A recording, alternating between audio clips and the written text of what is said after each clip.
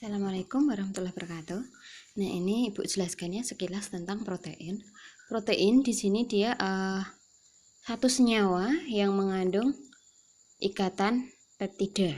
Ya, protein di sini dia mengandung ikatan peptida. Ada ikatan peptidanya. CONH. Nah, di sini. Kemudian dia protein apabila ditambahkan asam atau basa kuat, nah, dia di sini akan terurai menjadi asam-asam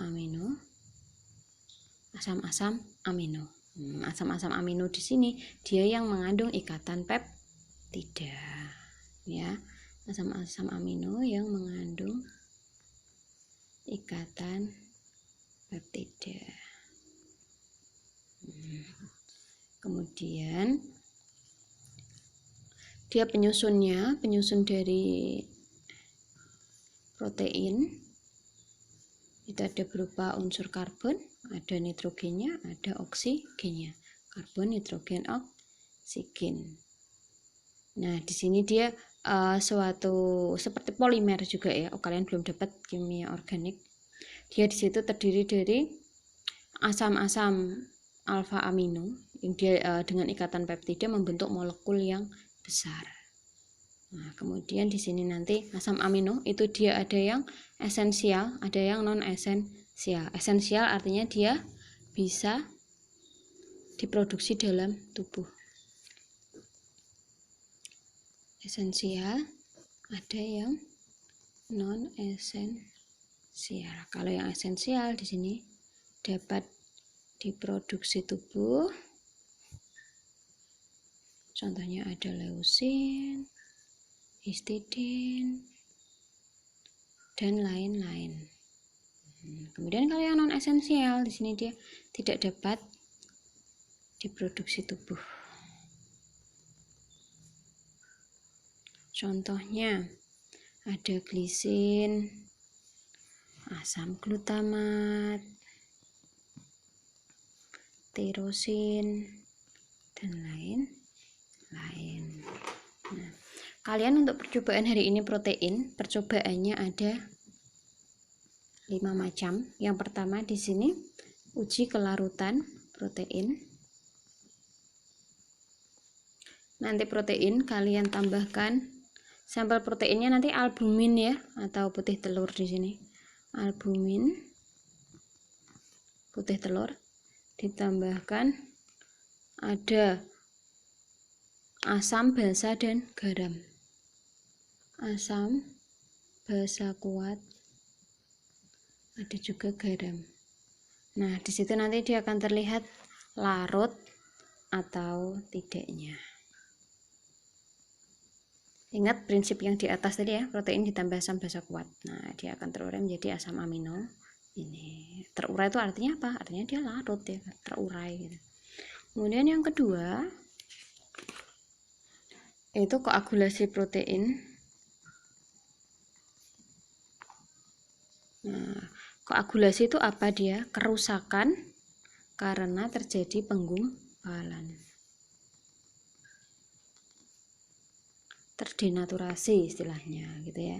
Di situ nanti kalian tambahkan dengan asam, dikocok, kemudian dia warnanya akan mulai mendidih, atas dan bawah nanti diamati ya.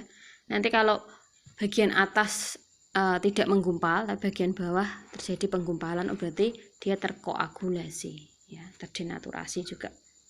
Kerusakan itu terdenaturasi ya, bisa karena penggumpalan. Dan yang ketiga, reaksi Biuret. Uji Biuret boleh. Biuret.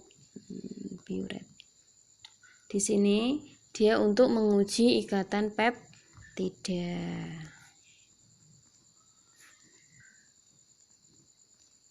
Nanti kalau dia berwarna ungu, artinya dia positif mengandung ikatan peptida.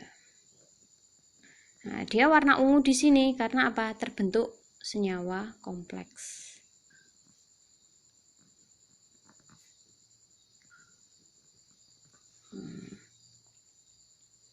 Oke. Nanti reaksi biuret di situ ada tembaga sulfat di situ, ya. Nanti kalau dia berwarna hasil akhirnya ungu, dia artinya positif mengandung ikatan peptida. Ikatan peptida tadi. Nah, yang ada pada asam-asam amino protein, gitu ya. Yang keempat, reaksi uji santoprotein. Santoprotein. Nah, di sini dia tujuannya untuk apa? Menguji inti benzen pada protein. Dia mengandung inti benzen tidak gitu. Kalau nanti dia di sini akan berwarna jingga, artinya dia positif mengandung inti benzen pada sampel protein. Gitu. Di sini nanti kalian menggunakan asam nitrat, berarti inti benzennya nitrasi inti benzen gitu.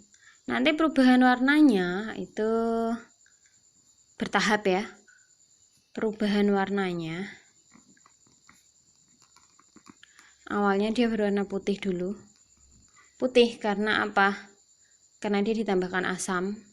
Dia akan pertama dia larut dulu ya, tambahkan asam, setelah itu dipanaskan akan putih karena koagulasi tadi. Setelah itu didinginkan, ditambahkan NaOH.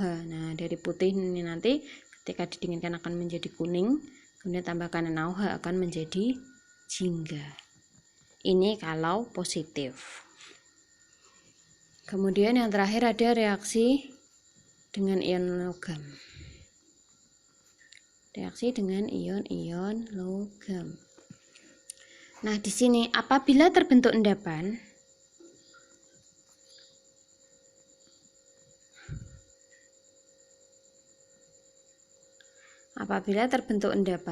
itu artinya dia ada ikatan disulfida. Disulfida itu ikatannya SS ya. Nah, ikatan disulfida SS seperti ini. Kenapa kok dia bisa terbentuk endapan? Endapan itu menunjukkan bahwa telah rusaknya atau terputusnya ikatan disulfida. Jadi kalau ada endapan artinya oh iya itu ada ikatan disulfida yang telah putus, terbentuk endapan. Gitu ya. Sudah, nanti dia direaksikan dengan beberapa reagen, nanti akan terbentuk endapan. Udah, Ibu rasa cukup untuk itu. Untuk tabel pengamatannya nanti akan Ibu berikan ya. Oke. Nah, berikutnya nanti akan Ibu berikan materi tentang kesadaran air dan pemeriksaan air. Oke, kita lanjutkan tentang kesadaran air ya. Nah, kita dikatakan air sadah. Nah, air sadah itu apa? Air sadah itu air yang mengandung ion kalsium Ca2+ dan atau magnesium Mg2+. Nah, kemudian kesadahan sendiri dia ada dua macam. Ada kesadahan tetap dan ada kesadahan sementara. Kesadahan tetap itu kalau dia mengandung sulfat SO42- dan juga mengandung klorida Cl-. Kemudian kalau yang kesadahan sementara dia mengandung garam bikarbonat HCO3-. Ini istilahnya garam bikarbonat ya, mengandung ion atau garam bikarbonat. Ini namanya bikarbonat. Kalau CO3-, CO3- itu namanya karbonat, ion karbonat. Kalau HCO3- itu namanya bikarbonat, ion bikarbonat. Nah, di sini. Kalau ini yang kesadahan tetap itu dia yang mengandung garam sulfat atau garam klorida. Oke. Kemudian di sini derajat kesadahan Jerman. itu kalian akan diajari di volumetri, jadi nggak usah ibu jelaskan ya di sini ya. Dia menyatakan berapa gram CaO terdapat dalam 100 liter air. Besok di volumetri aja tentang derajat kesadahan Jerman. Besok akan ada di volumetri. Jadi nggak usah ibu sampaikan. Kemudian, nah ini cara menghilangkan kesadahan ya. Penghilangan kesadahan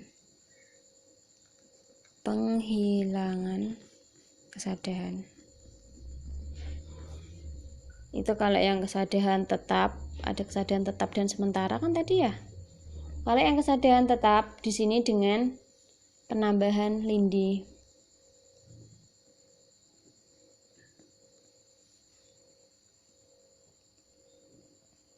Lindi soda bisa NaOH plus natrium karbonat. Di sini NaOH karena natrium karbonat. Kalau yang kesadahan sementara dia bisa melalui pemanasan, dengan pemanasan saja nanti akan mengendap ya pengotornya, ion-ion bikarbonatnya akan mengendap, dan bisa juga dengan penambahan air kapur. Air kapur itu apa? CaOH 2 kali ya. Kapur sendiri kan CaO, CaCO3 gitu ya. Penambahan air kapur. Sudah, nanti prakteknya itu kalian akan masukkan ke dalam tabungnya, tambahkan lemak, ada air sabun. Oke, sudah. Nanti kalian akan mengamati, kalau dia dipanaskan aja sudah mengendap, oh berarti dia kesadahan sementara, seperti itu ya.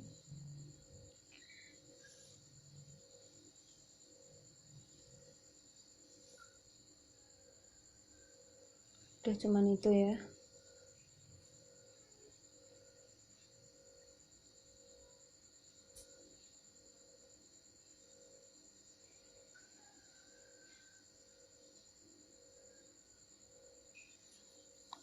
Nanti kalau yang busa, dia yang butuh busa sabun lebih banyak, itu artinya tingkat kesadarannya lebih tinggi gitu.